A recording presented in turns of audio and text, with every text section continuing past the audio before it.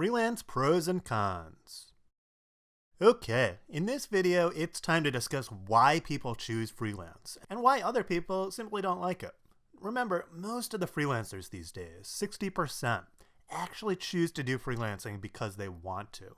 So there's a lot of advantages, but then again, it's not for everyone as well. So in this introductory course, we want to cover the pros and cons as we see them. So let's explore. Okay, so along the left side, you'll see the pros, and along the right side, we'll see the cons. So let's start with the pros. Why is freelancing such a great thing? So the first reason is flexibility. The fact is, with freelancing, you can work anytime, anywhere, and for anyone. And this appeals to people who want more control over their career and their work.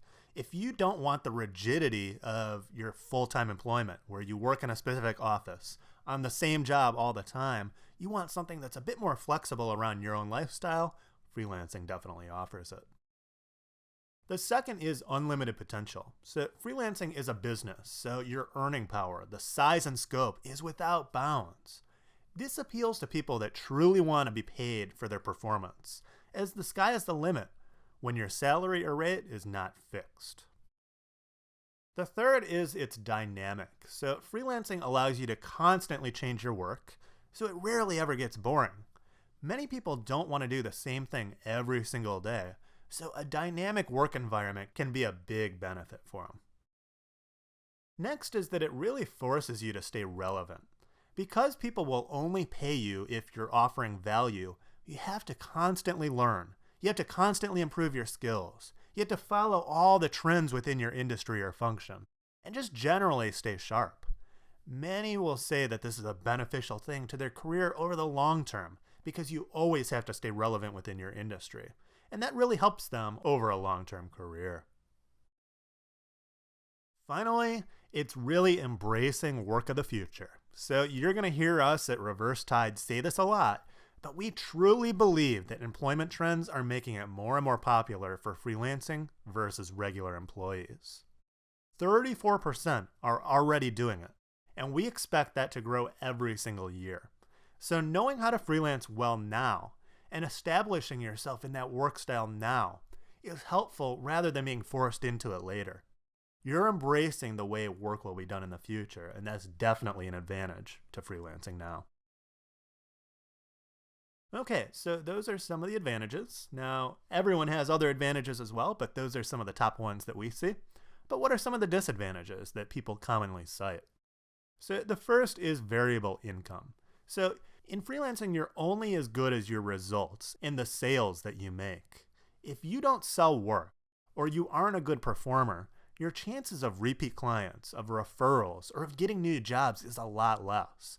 You might even do well one month, and then you might make absolutely nothing the next month. That uncertainty and that variability can be really difficult for people in terms of planning their lifestyle, in terms of just the stresses of not knowing where your income is going to come from or whether it'll even come. That can be stressful for a lot of people, so variable income, definitely a disadvantage. The second is loss of benefits. So when you're a freelancer, you rarely will get the benefits a normal employee might have. So things like health benefits, insurance, retirement accounts, and really some of the other employee benefits are off the table.